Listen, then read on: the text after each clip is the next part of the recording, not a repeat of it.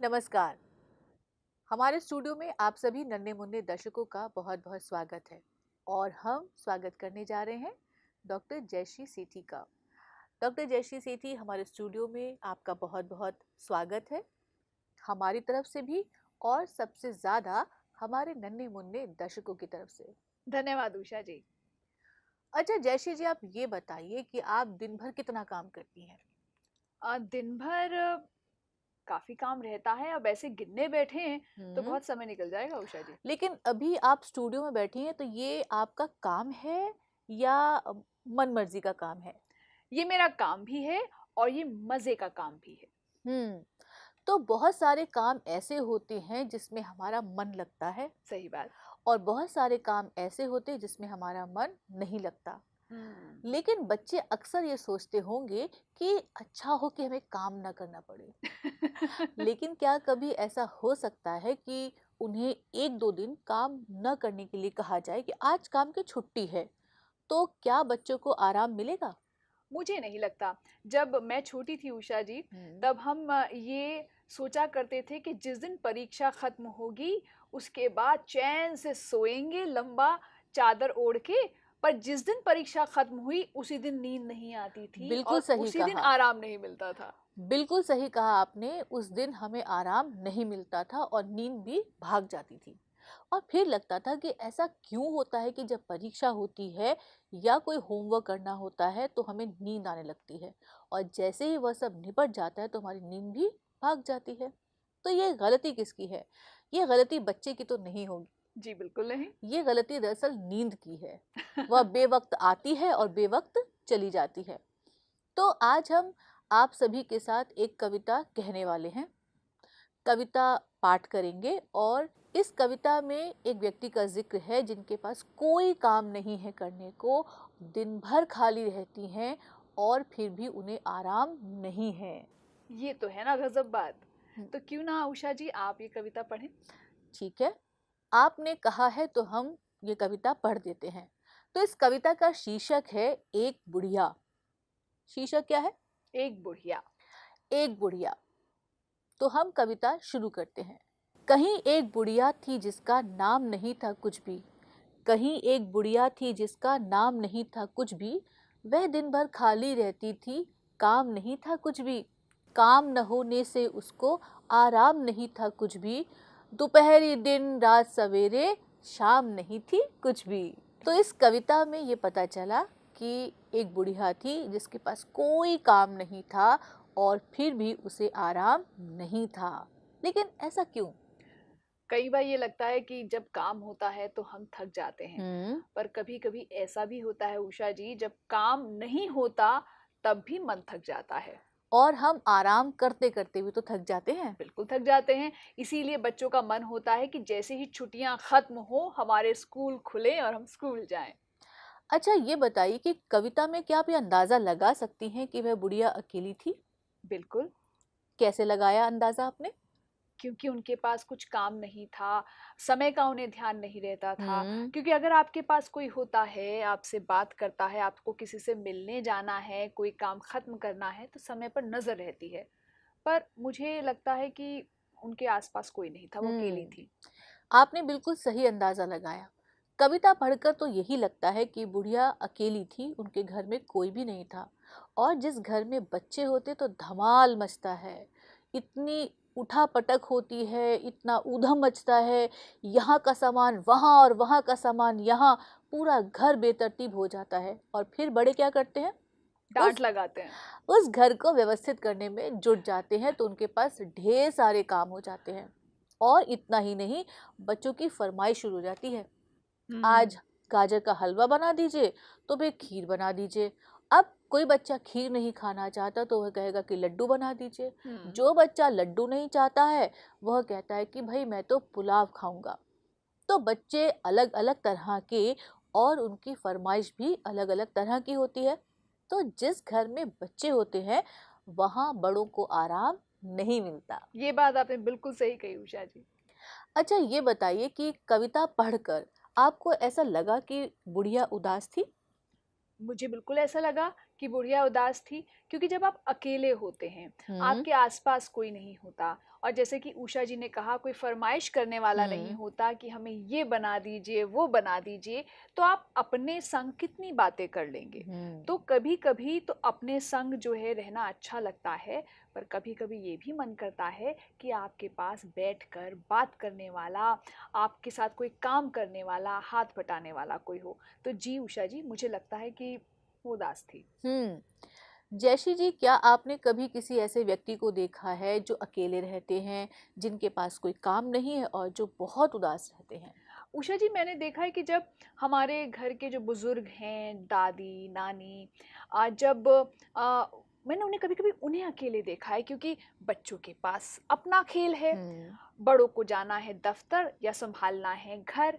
तो जो घर के ऐसे कई बार बुजुर्ग होते हैं, वो अकेले पड़ जाते हैं।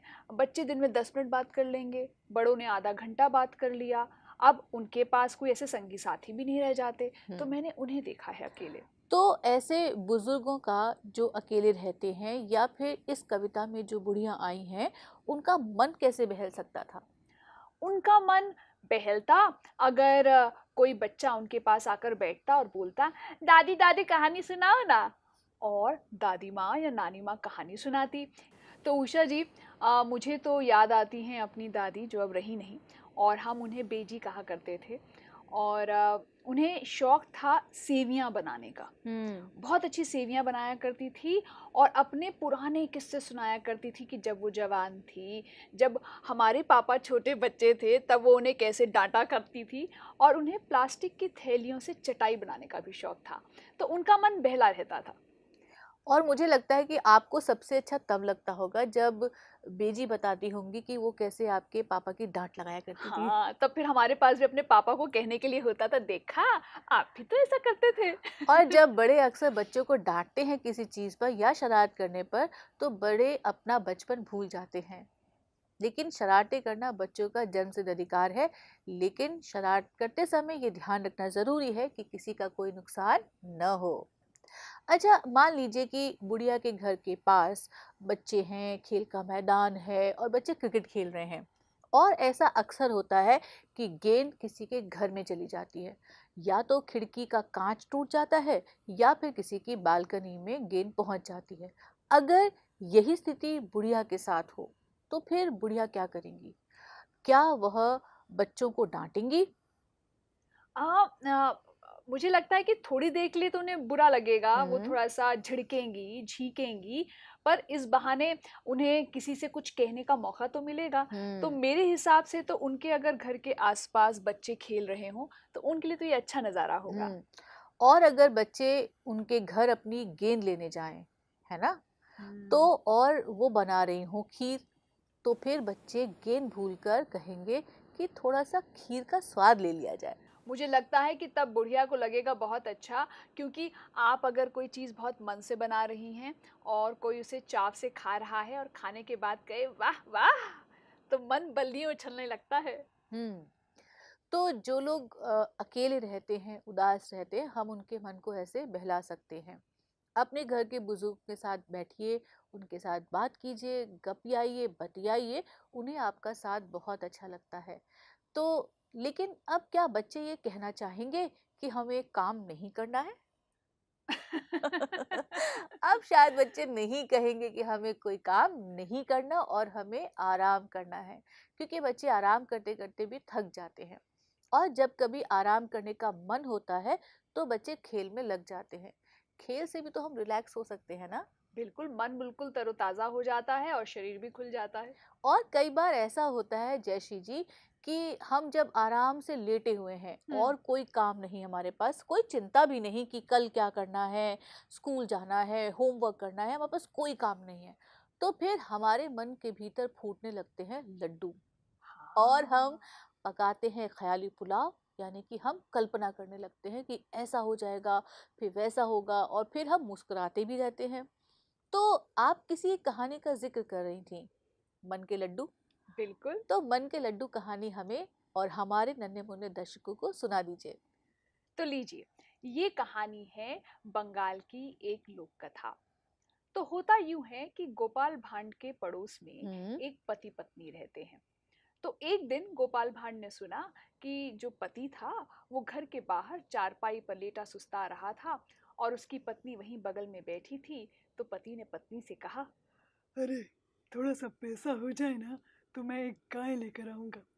ये सुनकर पत्नी ने कहा, हाय, तुम गाय लेकर आओगे तो मैं उसे दूहूंगी, मैं दूध निकालूंगी, और दूध निकालने के लिए तो मुझे हंडियां चाहिए होंगी ना। अब ये सोचकर अगले दिन पत्नी गई बाजार और लेकर आई 5 हंडियां। पति ने पूछा, ये 5 क्यों लेकर आई हो?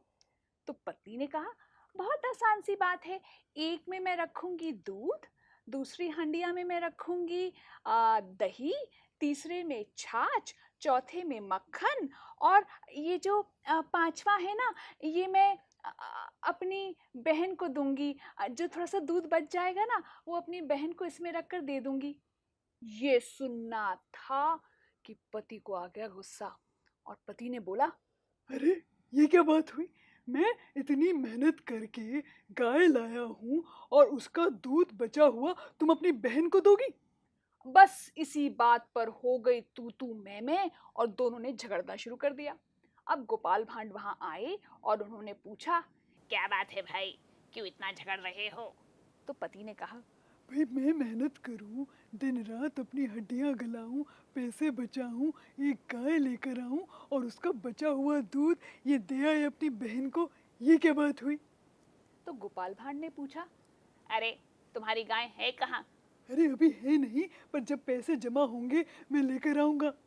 तो ये सुनकर गोपाल भांड ने कहा, अच्छा, अब समझा, मेरी बाड़ी के खीरे और सेम कौन खा जाता है? तुम्हारी गाय। इतना कहना था कि गोपाल भांड ने उठाया एक बड़ा सा लठ और भागा उस पति के पीछे। पति ने कहा, मुझे क्यों मार रहे हो? क्योंकि तुम्हारी गैया मेरी बाड़ी के खीरे और सेम खा जाती है। तो उस पति ने कहा, अरे, पर तुम्हारी बाड़ी है कहाँ?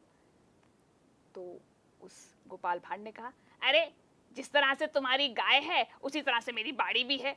और इतना सुनना था कि दोनों जोर से हंस पड़े कि भाई ना तो अभी बाड़ी है, ना अभी गाय है, ना दूध आया है, ना हंडिया है, ना दूध बचेगा, जब होगा तब देखा जाएगा, अभी बैठे बैठे उस पर क्यों झगड़ना। तो ये थे मन के लड्डू। मन में लड्डू फूटना और मन के लड्डू बनाना बहुत मज़े का काम है। करना कुछ नहीं है, बस आप ख्याली पुलाव बनाते रहिए, सोचते रहिए कि ऐसा होगा, फिर गाय आएगी, फिर उसका दूध दुहेंगे, लेकिन असल में कुछ भी नहीं है। कभी कभी इस काम में भी मज़ा आता है क्योंकि इसमें कल्पना है और हम कल्पना की उड़ान ऐसी भरते हैं कि एक मज़ेदार कहानी बन जाती है, जैसे अभी जयश्री जी ने कहानी सुनाई। अच्छा, मान लीजिए कि अगर ये गोपाल भांड सपना देख रहे होते या फिर असल में ये हुआ होता। अभी तो ये पूरी की पूरी कल्पना है, कोरी कल्पना है, इसमें कुछ भी सच नहीं था। लेकिन अगर इस कहानी में ये सब सच हो जाता तो कहानी कैसे आगे बढ़ती? ये काम आप करेंगे क्योंकि आराम नहीं करना है। आराम करते करते आप थक जाएंगे, इसलिए हमने सोचा क्यों ना आपको हम एक कहानी बनाने का काम दे दें। तो आप अपने मन के लड्डू बनाइए, अपनी कहानी बनाइए और हमारे पास भेजिए। हमारा पता है earlyliteracy.ncert@gmail.com। मैं फिर से आपके लिए दोहरा देती हूँ, हमारा पता है earlyliteracy.ncert@gmail.com। तो आप अपनी कहानी लिखिए और हमारे पास भेजिए। आपका इंतज़ार तो रहता ही है, जयश्री जी का भी इंतज़ार रहता है, लेकिन सबसे ज़्यादा इंतज़ार रहता है आपकी बनाई हुई कहानियों का और कविताओं का। आप यकीन मानिए, आपकी प्रतीक्षा रहती है। तो आपकी पाती की और आपके पत्र की प्रतीक्षा हमें रहेगी। तो हम जयश्री जी का धन्यवाद दे दें।